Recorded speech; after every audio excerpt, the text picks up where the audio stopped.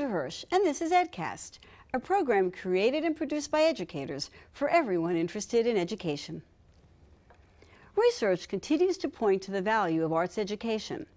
Not only do students enjoy exposure to the arts, but they also seem to benefit cognitively. Many studies show improvement in student test scores as a result of arts in the curriculum.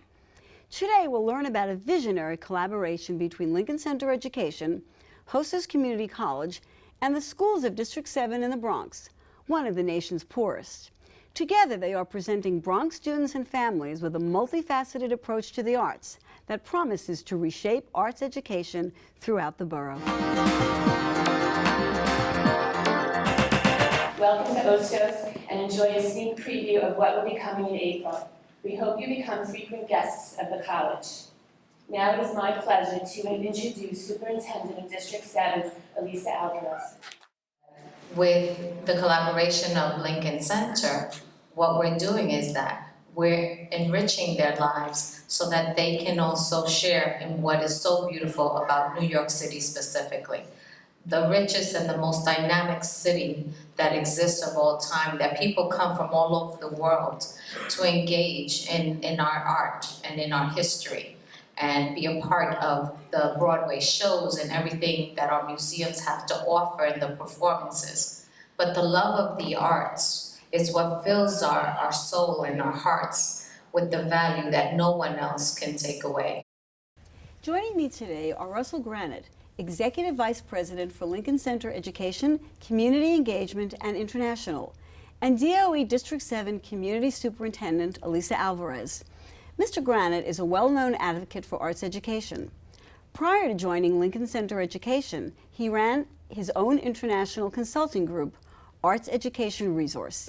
He also held leadership positions at the Center for Arts Education, the New York City Annenberg Challenge, and the American Place Theater. Community Superintendent Elisa Alvarez has served the New York City Department of Education for the past 24 years as a teacher, assistant principal, principal, and superintendent. As a school principal, she's credited with creating an atmosphere of academic excellence and quality arts education. As District 7 superintendent, she oversaw the Power Brain, an innovative project that resulted in improved social and emotional wellness for students. Thank you so much for joining us today on EdCast. Yeah, Thank you for having us. Before we begin, I want to establish everybody's New York City credentials. Where are you from? Where are you from, Superintendent Alvarez? I am proud to say that I began my entire career and continue in the South Bronx, and I began teaching in District 7. So now I have returned as the community superintendent. You've come home, in a I've come sense. home, Right. yes. And what about you? Born in the Bronx, raised in Manhattan. Born in the Bronx. And I'm born in Washington Heights, New York City, so here we are, a native New Yorker discussion about the importance of the arts in New York City and education. Tell us a little bit about this visionary collaboration between Lincoln Center, Hostos Community College, and District 7. Sure, it really was the brainchild of Chancellor Farina. Lincoln Center has etched in its buildings, the arts are not for the privileged few, but for the many. And we take that very seriously at Lincoln Center. We do a number of programs that are throughout the 5 boroughs. We're in over 300 schools. We have programs where we bring families to Lincoln Center for reduced and no-cost tickets. We push out programs to all the boroughs.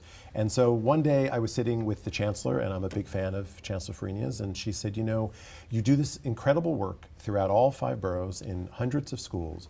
Would you consider taking on one geographic area?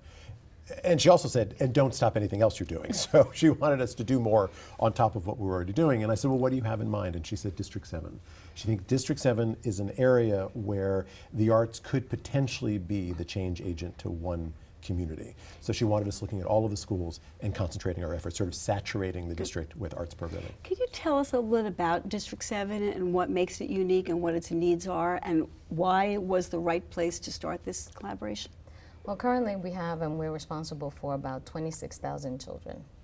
And looking at the families within District 7, it seems like they've been a hidden secret, but very much in need. A wonderful gem who simply needed an opportunity. And I think through the initiative and the vision of our chancellor and the support of the mayor and the support that he has for the arts, we were able to bring that to the children of District 7. District 7 is unique as it's one of the smallest areas geographically, but also, it's also one of the neediest in terms of economically disadvantaged. But with that, it has a tremendous amount of wealth and richness to it, and with the assistance of Lincoln Center, we were able to bring that to light and provide the experiences for them. Now, you did say, Russell, that you are saturating a geographic area. What does this mean for Lincoln Center exactly? So it means for us to continue our programming through all 5 boroughs, but to look specifically at this one area of District 7 and thinking about how can we engage the children, how can we work in every school in District 7, how can we work with parents, community members, we're in the shelters, we're in incarcerated youth programs, community centers writ large. Begin to tell the story in one area that a cultural organization, an organization that believes that a complete life is about having a rich arts experience, saturates one general area. It's never been done before, and really it was the Chancellor's idea. And it's a fascinating approach at, you might even say, urban renewal, that we're looking to change and move the needle in an area where it's been tough and a challenge for a long time. And we're looking at the arts as being the change agent. In what ways are schools participating? What are they doing as a part of the program? Well, out of 25 schools that we currently serve as, that are identified as community schools, and 2 pre-K sites that we've just opened up this year, Lincoln Center is in predominantly about 12 schools, I would say, at the moment in time, simply enriching and supporting the arts and providing qualified music teachers, for example, dance teachers, for example. We have amazing elementary schools that now are beginning to look a little bit like a mini LaGuardia High School, which is about preparing and guiding for the college and career readiness. So it's a beautiful start. So those are some of the things that they've been doing. In addition to that, in District 7, the beauty about Lincoln Center is that they've been able to address 3 different components in District 7, which is the need of the parents. And as a parent, first and foremost, it's offering the parents the opportunity to learn and enjoy and engage in the arts with their children at the same time, in addition to the schools and the work that's happening with the schools. So this way, when the children go home, they're able to engage in the conversations, enrich conversations about the arts, all about the arts. They're also able to travel. We have, the relationship has allowed us to create Borough Link, which Hostos Community College is a great partner as well. They're one of the centers within the area, the geographic location of District 7, that has opened its doors and allows for art exhibits as such, and they're all free for the community, for the parents to engage in. I want to take a step back then and look at why the arts are so important. At the beginning of the program, I mentioned what we now are recognizing as the connection between the arts and students' cognitive development. So tell us, what do we know about the value of the arts, aside from the wonderful enjoyment that we get from participating and watching the arts? What does it do for students academically? What do we know? Well, we know that arts increase attendance, and every principal will say it's much easier to teach a child if they're in school than out of school. So we're looking very specifically at student attendance, teacher retention. We know that the arts change the culture of a school, and therefore you have teachers staying longer. Teacher turnover is very expensive and disruptive to a school. We're looking at parent involvement. We know that when the arts are included, more parents come out to support their children. And overall, we're looking, in our case, when we talk about the middle schools, we're looking at high school selection. Are students making a different kind of decision about high schools when they have the arts? We also know that the arts, on a very basic level, give kids the skills to imagine a different kind of life, or perhaps a better life. So there's a lot we know, and unfortunately the arts are oftentimes the first thing to get cut. So we are constantly advocating for the fact that the arts are really about a complete education. In your role as principal and assistant principal, you've always underscored the importance of the arts. What do you see as the contribution of the arts for students? I've been very fortunate within my 24 years of service that I've been able to see that the arts have a direct impact on reading ability, attention, focus, and desire. So those goals that the children had not imagined before, they start imagining and envisioning different goals. But the reality is that there is a correlation between playing of an instrument, participating in theatrical studies, in correlates to the reading ability and the increase, the fluency, the focus, and the attention of the child. There's a lot of research out now, if you follow the work of Angela Duckworth, where she's talking about grit and perseverance and how ultimately that is what we need to be successful. And I think the arts are a perfect example of grit and perseverance in action. Okay, now, I believe somewhere in Lincoln Center literature, it said the program aims to advance a culture of questioning and conversation in and through the arts among students, teachers, and families in the South Bronx. Why is this so important? I have a perfect example. We've been fortunate enough that we've also engaged our parent coordinators. Okay, tell us who they are and what the role is of a parent coordinator. Thank you. The parent coordinators are a great advocate, and they are in every school, elementary and middle school, throughout District 7 and high schools as well. And they extend the work and create a linkage between what's occurring in the school in terms of curriculum and the parents' awareness and engagement. So what we've done with Lincoln Center, they've been a pivotal part in terms of facilitating field trips, workshops, sessions. As a matter of fact, my parent coordinators of District 7 are at Lincoln Center as we speak, Really? engaging in an art study. And then they in turn share that with their parents from each of their 25 schools. So the work that we've been doing with parent coordinators and Lincoln Center has simply been to strengthen the family and community ties within the schools and the framework for great schools. What's been the reaction of the parents? I'm sure the kids' reaction, we're going to look at some footage of the kids later, but what's been the parent reaction to being so intimately involved in this kind of a program? Well, we've been able to establish an adult learning center in our community school district. And the first thing that we were able to do is that the parents took still pictures and redecorated and rebranded the district so that they own the district through the arts. And so they were able to take photographs throughout the District 7 community for landmarks and just looking for noticings. But what it was also able to do, it brought them back and we engaged them in questioning and discussion techniques so that they would know exactly and have a better understanding of what we were exposing the children to during the regular school day and curriculum. So this way, when now the parents engage in their walks, and they look at a photograph or they visit any of the museums, they also engage in this type of conversation with the children. So it just extends the education from classroom to the home. If I can just add on a very practical level, the number of parents, this is the South Bronx, the number of parents who've never been to Manhattan. Okay. And therefore have never been to Lincoln Center. And the idea that they walk onto this extraordinary campus and they realize this is as much for them as it is for anyone else in the city, I think is a very magical moment. We and see when that they with come our back on their students, own. frankly, that they have not been out of, sometimes out of the borough. Russell, you have said that you want students to have the skills to think like an artist. Right. What are those skills and why do you think those skills are so important? I should say that 95% of the 20,000 teachers we work with are not arts teachers. So we work with physics teachers and science teachers and history teachers incorporating the arts into their curriculum.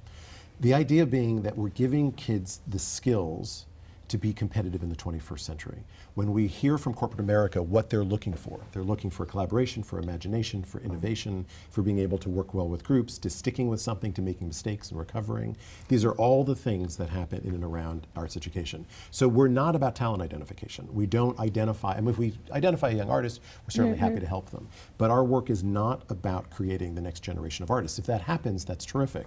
Our goal is to give kids the skills to have successful lives, to be good citizens, and to be competitive in the workforce. It's so important to remember that the very skills that people say they want in the workplace are the skills that you don't necessarily get from STEM, That's right. but that you get from that liberal arts education. We have some footage of some of the performances and from your kickoff event and some of the things that students have been engaged in and what the community has seen. So let's take a look at what we have. Thank you.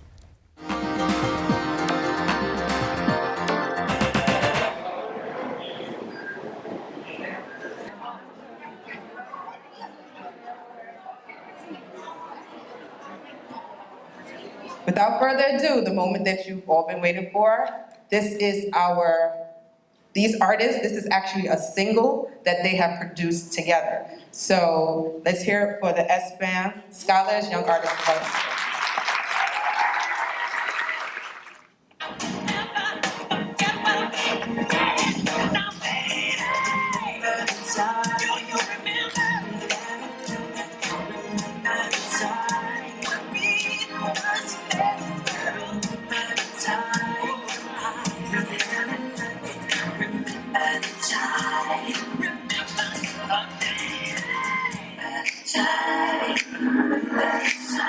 you remember, girl? On the phone, you and me, till dawn, till 3. Oh, what about us, girl? Do you, do you, do you, do you, do you? At the bar, on the beach, you and me, it's speed. Oh, what about us? Wait, Bob King, and I'm back again with something new for y'all. Everybody dance, they do their thing, but this that bet you can't do it like me, child. Let's go like ooh, ooh, hey, hey, turn up. Ooh, ooh, hey, hey, turn up. Ooh, you hey, hey, turn up. Ooh, you Bitch can't whip like me, can't really rock like me, can't sexy walk like me, can't hit the corner like me. Hey, bitch can't drop like me, can't hit the folks like me, can't name like me, can't Dino shuffle like me. Like no, bitch can't do it like me, bitch can't do it like me. No, bitch can't do it like me. No, bitch can't do it like me. No, bitch can't do it like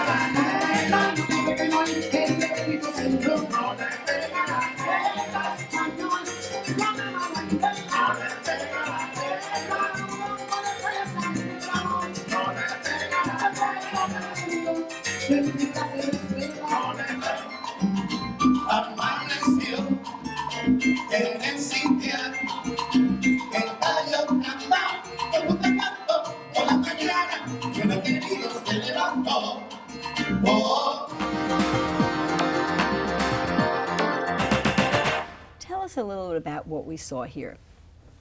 We saw the creation of the children working in unity, sharing one voice, engaging and celebrating, and showing also their level of mastery. Did they produce that dance themselves? Was that choreographed by the students? They had a dance teacher with them that would help lead, but not only that, not only did they have input in the dance lessons, in the dance steps and the choreography, but also what we weren't able to see, unfortunately, was that they created their own songs as well to that dance. Right. And what school were these students from? That's my school, my middle school, 298, and it's called Applied Media for the Arts. And the orchestra performance was?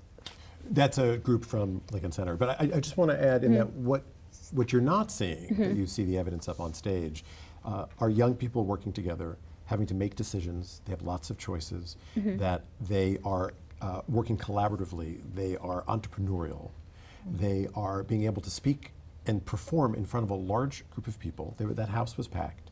There are lots of things that we don't see, and oftentimes people think when the arts are created that magic happens. Magic does happen, but also so does a lot of hard work. And those skills are transferable to every aspect of a person's life. Alan Greenspan, the famous economist, said that the study of music gave him the ability to hold divergent thought, and that he would not be who he is today had he not studied music. He never wanted to be a musician, but the ability to hold divergent thought gave him his career. And we have to understand that. Otherwise, once again, the arts will be on the chopping block. That the arts give so much to young people, much more than what people ever see. I recently read some research about the value of drama for students in terms of developing their social skills, particularly for children on the autism spectrum, that there was a real benefit to acting out and being in a performance. So really And there was also a study done on theater and empathy. That there was a direct correlation between empathy, the growth and understanding of empathy, and participating in a theatrical production. Being in somebody else's being in the shoes. production. That's very interesting. Okay. Now, I know another aspect of this program is to take students to Lincoln Center. Can you tell me a little bit about what they've been doing there and what they've seen and what that's like? So a non-negotiable when you work with Lincoln Center is you have to see something. You have to participate in dance, music, or theater, and the visual arts, which people are surprised that Lincoln Center has visual arts, but we have lots So on tell our us about campus. that, The Henry Moore sculpture is one of my favorite part of the campus. But the idea that we want families to know that art and culture live in their community, and we also want families to know that Lincoln Center is accessible and open to them. So all of the students and the parents that participate in District 7 programming will come to Lincoln Center at some point in their relationship with us. We'd love for them to come 2 or 3 times during the year. They might have 4th-row center seats at the Nutcracker. They might see something free at the atrium. They might come and do an outside concert. So we want them to experience. To come along. Want that? Lead them to the seats. You go anyway. We're trying to get those who don't necessarily come to Lincoln Center. So you have the students actually come. I know we have some photographs will show about the students looking at the Henry Moore sculpture. do you lead them in a discussion of that sculpture, and who helps them see that? We do. Lincoln Center was founded 40 years ago by the philosopher Maxine Greene. And Dr. Greene's philosophy was you have to give kids the skills to notice deeply, make connections, and ask questions. So most of what we do with young people around works of art is have them to discover the work of art on their own through a series of questions. In what ways has the program tried to encourage the participation of English language learners or other children with special needs? Well, simply because it's inclusive of all children. Okay. And so we've been fortunate enough, we haven't separated anyone or addressed them in that fashion. It's simply about gathering together and having those rich conversations and allowing it to happen organically and authentically, that then has been able to lead to productions as we have seen here, and actually the connection that we have within the curriculum. So now the children not only have the ability to share their learning on stage and visit the museums, but also they're trying to be creative and share their level of mastery and what they're doing within the classroom. How young are the youngest children participating in this program? Well, we have our elementary schools are also involved, and so I would have to say that our children, even in kindergarten, are participating in the programs. And what do they do as part of their participation in the program at that early age? Same thing. They will come to Lincoln Center. We have programming from the very young through seniors. And this program addresses the very young through grandparents. One of the programs that we haven't talked about yet is the Arts Audition Boot Camp. And I found that a really compelling program for students. Can you tell us a little about why and what that is? It's a partnership with the Department of Education, where for 2 weeks in August, we take kids who are coming from Title I schools and prepare them for their arts audition. These are kids who normally wouldn't have access and don't always know the range of schools that are available to them. So the first year, we had 100 young people in the program, and 90% got into specialized high schools. Last year, we had 150 kids in the program, and 98% got in. Wow. And it's throughout our entire campus. So you can imagine, a vocal student getting a class from someone from, Metropolitan Opera and a vocal teacher from the Department of Ed. It's an incredible two-week experience. I invite you to come, I'd come love visit to. us in August. In terms of teacher professional development, what's being done for teachers?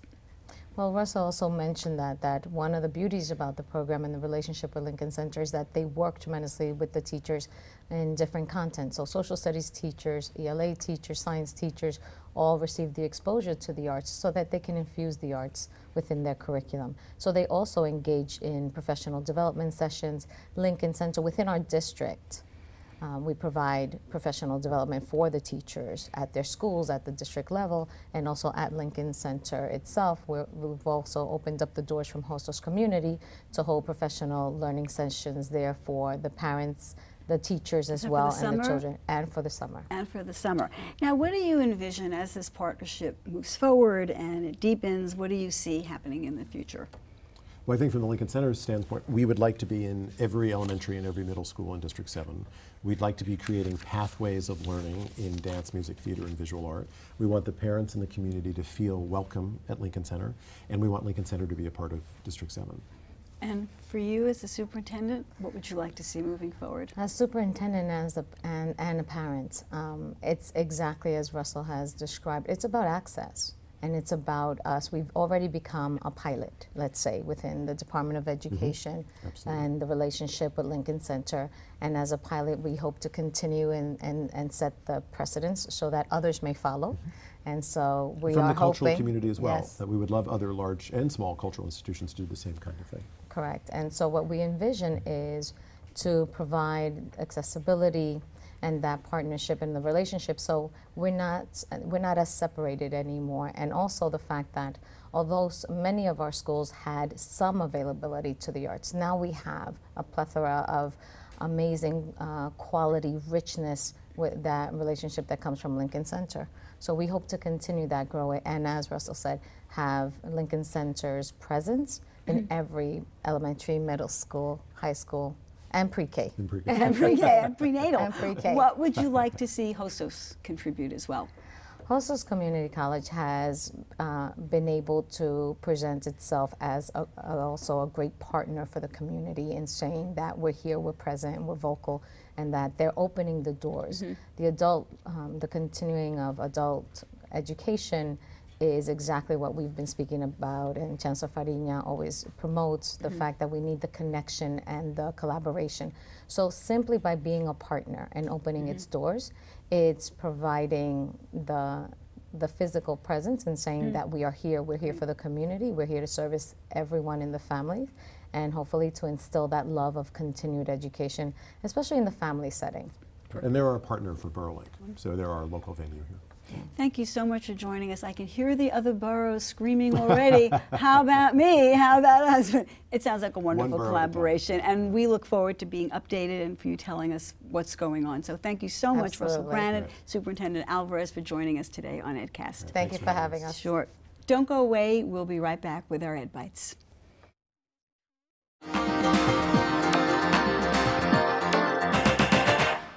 Welcome back to this edition of Ed Bites. With summer camp season upon us, a very 21st century anxiety is taking hold. Many sleepaway camps, it seems, have a policy of no cell phones. The New York Times reports that while the policy may cause concern for campers and parents, it's a benefit for children.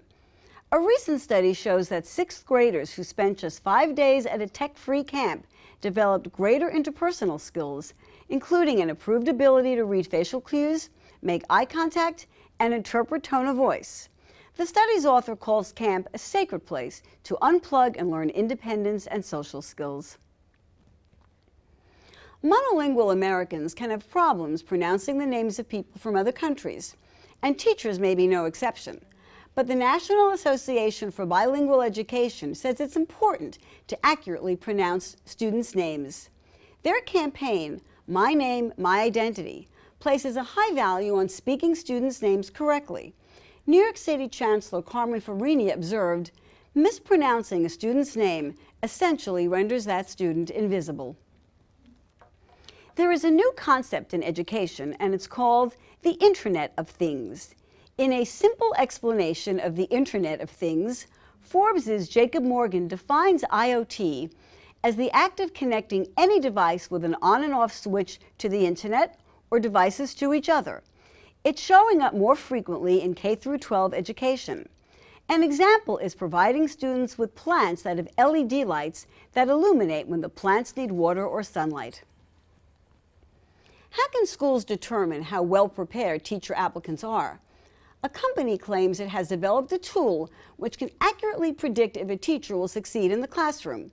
It's called Teacher Match. Prospective teachers complete a questionnaire based on an analysis of data on student performance, along with the corresponding qualities of teachers whose students have made large gains on standardized tests. Some school districts have already reported success using Teacher Match to staff their classrooms. That's it for this edition of EdCast. Till next time, class dismissed.